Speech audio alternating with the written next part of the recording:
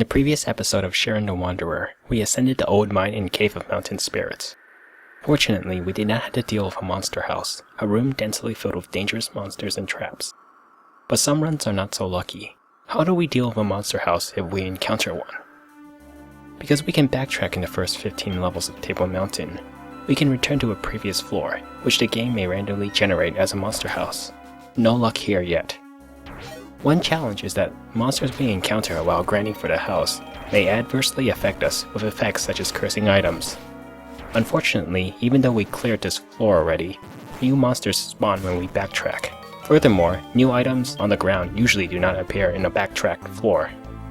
Again, no luck with a monster house. For now, we just want to ascend and descend between floors 8 and 14. Let's find the current exit quickly.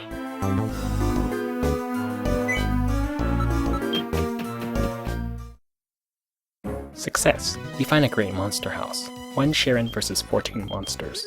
The first step is to reveal traps. We can't fight if a trap paralyzed, confused, or sleeped us. Next, we weaken the beast. One option is a Blastwave Scroll, which deals about 30 damage and kills some of the monsters. If that is not available, a Scroll of Confusion or Sleep, which temporarily incapacitates but deals no damage, is useful as well. At this point, we can either try to finish off the rest of the monsters or escape to the exit. Usually the beasts of Table Mountain are manageable, unlike those in bonus dungeons. However, some monsters are deadly now. For instance, the Kidney targets other beasts. Although it thins out the herd, the Kidney then levels up with each successful kill. Still, higher level Kidneys have low defense and fall easily to projectiles. But a more deadly monster is the Popster tank, which shoots cannonballs. We can tell from the overlay which monsters are tanks, since they move at half speed. Normally weak, it unintentionally kills anything that sits between it and us. Really, it's aiming at us in a straight line, but fires at anything that blocks its view.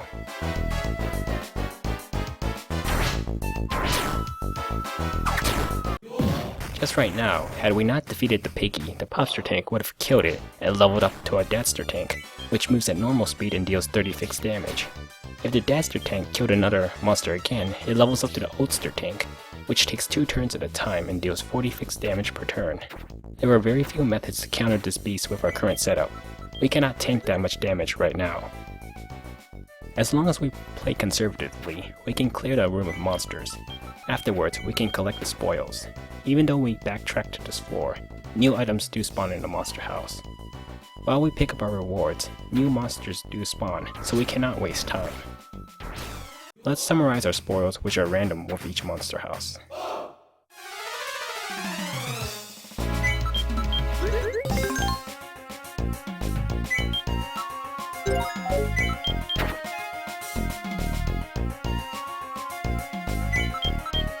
Finally, we pick up several scrolls, including a plating scroll.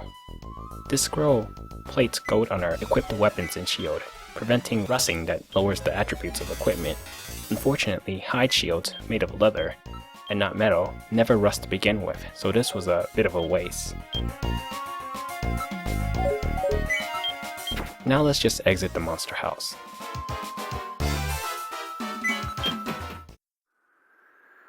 But wait, we are not done yet. Other types of monster houses exist as well. Usually these occur in smaller rooms, and the monsters are sleeping before we enter them. In a previous episode, we thought we were about to enter one on floor 14 because the sleeping Kidney and Popster tank resided near the entrance. It turned out there was none, but how will we handle one of these beast nests? Here, as an added bonus, we spawned inside a small monster house.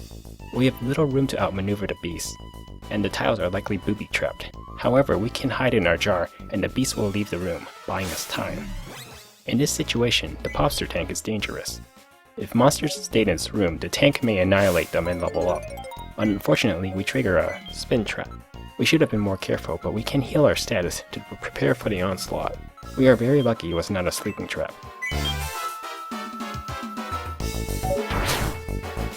We must kill the tank quickly. If it shoots at us in the Inferno clones itself. We cannot keep up healing against an army of fire monsters. Furthermore, the tank's explosive damage destroys nearby items. Losing the spoils of a monster house destroys all of the fun. Now we just need to clear the room and prepare for the other monsters. Swinging our sword reveals any traps. Furthermore, once we step into a monster house, all beasts are also ID'd on the map overlay as red dots. Now that we are safe, we can heal up and reveal all traps on the floor before we collect our spoils. Let's summarize what we find.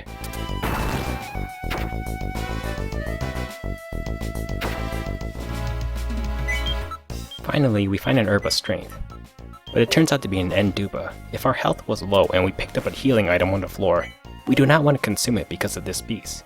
It can kill us when we least suspect it. The trick is to take items with us as we ascend floors because of the action IDs and Dubas.